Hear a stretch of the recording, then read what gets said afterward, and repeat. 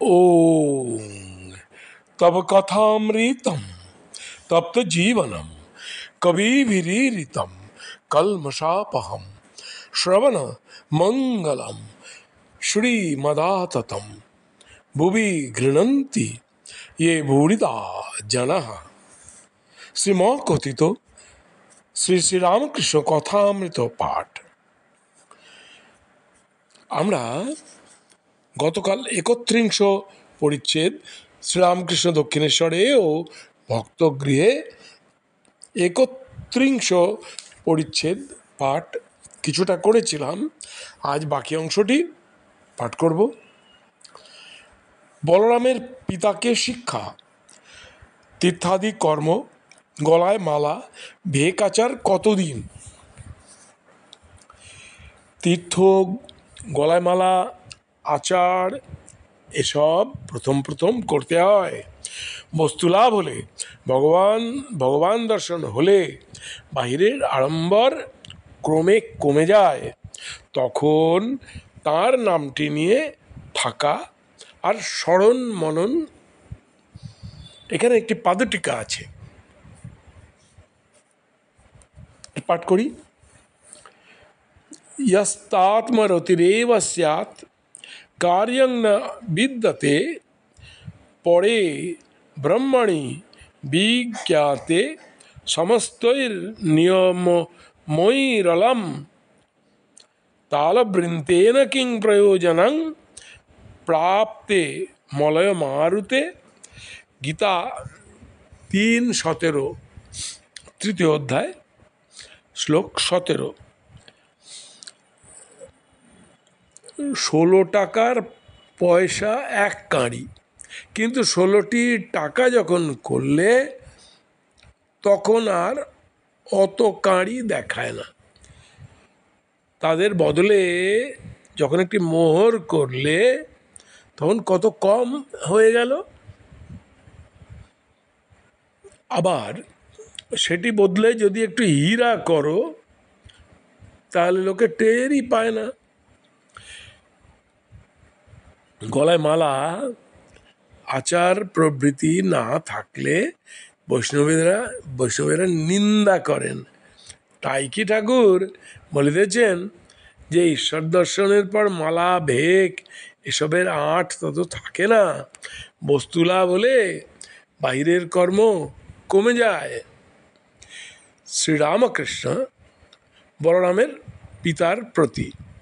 কর্তা বজারা বলে প্রবর্তক, সাধক, সিদ্ধ, সিদ্ধের সিদ্ধ।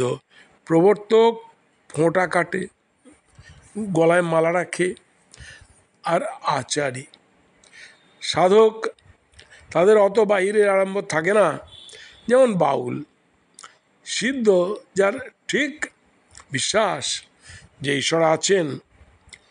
সিদ্ধের সিদ্ধ যেমন চৈতন্যদেব ঈশ্বরকে দর্শন করেছেন আর সর্বদা কথাবার্তা আলাপ। সিদ্ধের সিদ্ধকে ওরা সাঁই বলে, সাঁইয়ের পর আর নাই। বলরামের পিতাকে শিক্ষা ও সাত্ত্বিক সাধনা, সব ধর্মের সমন্বয় ও গোঁড়ামি ত্যাগ করো। সাধক নানা রকম। সাত্ত্বিক সাধনা গোপনে, সাধক সাধন ভজন গোপনে করে। দেখলে প্রাকৃত লোকের মতো বোধ হয়, মশারির ভিতর ধ্যান করে। রাজসিক সাধক বাহিরের আড়ম্বর রাখে, গলায় মালা, ভেক, গেরুয়া গরদের কাপড়, সোনার দানা দেওয়া জপের মালা, যেমন সাইনবোর্ড মেরে বসা।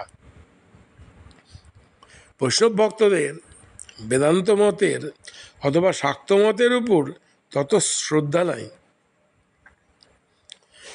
বলরামের পিতামহাশয়কে ঐরূপ সংকীর্ণ ভাব পরিত্যাগ করিতে ঠাকুর উপদেশ দিতেছেন। শ্রীরামকৃষ্ণ বলরামের পিতা প্রভৃতির প্রতি। যে ধর্মই হোক, যে মতই হোক, সকলেই সেই এক ঈশ্বরকে ডাকছে। তাই কোনো ধর্ম, কোনো মতকে অশ্রদ্ধা বা ঘৃণা করতে নাই। বেদে তাঁকেই বলেছে সচ্চিদানন্দ ব্রহ্ম। ভাগবত আদি পুরাণে তাকেই বলছে সচ্চিদানন্দ কৃষ্ণ, তন্ত্রে বলেছে সচ্চিদানন্দ শিব, সেই এক সচ্চিদানন্দ। বৈষ্ণবদের নানা থাক আছে, বেদে তাকে ব্রহ্ম বলে।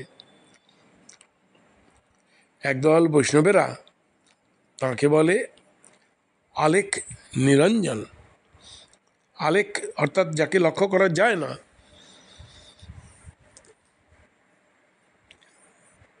ইন্দ্রিয়ের দ্বারা দেখা যায় না, তারা বলে রাধা আর কৃষ্ণ আলেকের দুটি ফুট। বেদান্ত মতে অবতার নাই। বেদান্তবাদীরা বলে রাম কৃষ্ণ এরা সচ্চিদানন্দ সাগরের দুটি ঢেউ, এক বই তো দুই নাই। যে যা বলে যদি আন্তরিক ঈশ্বরকে ডাকে তার কাছে নিশ্চয়ই পৌঁছিবে, ব্যাকুলতা থাকলেই হলো। শ্রীরামকৃষ্ণ ভাবে বিভোর হইয়া ভক্তদের এই সকল কথা বলিতেছিলেন। এইবার একটু প্রকৃতিস্থ হইয়াছেন ও বলিতেছেন, তুমি বলরামের বাপ, বলরামের পিতাকে শিক্ষা ব্যাকুল হও। সকলে একটু চুপ করিয়া আছেন। বলরামের বৃদ্ধ পিতা নিঃশব্দে হরিনামের মালা জপ করিতেছেন। শ্রীরামকৃষ্ণ মাস্টার প্রভৃতির প্রতি, আচ্ছা এরা এত জপ করে, এত তীর্থ করছে, তবু এরকম কেন? যেন 18 মাসে 1 বৎসর।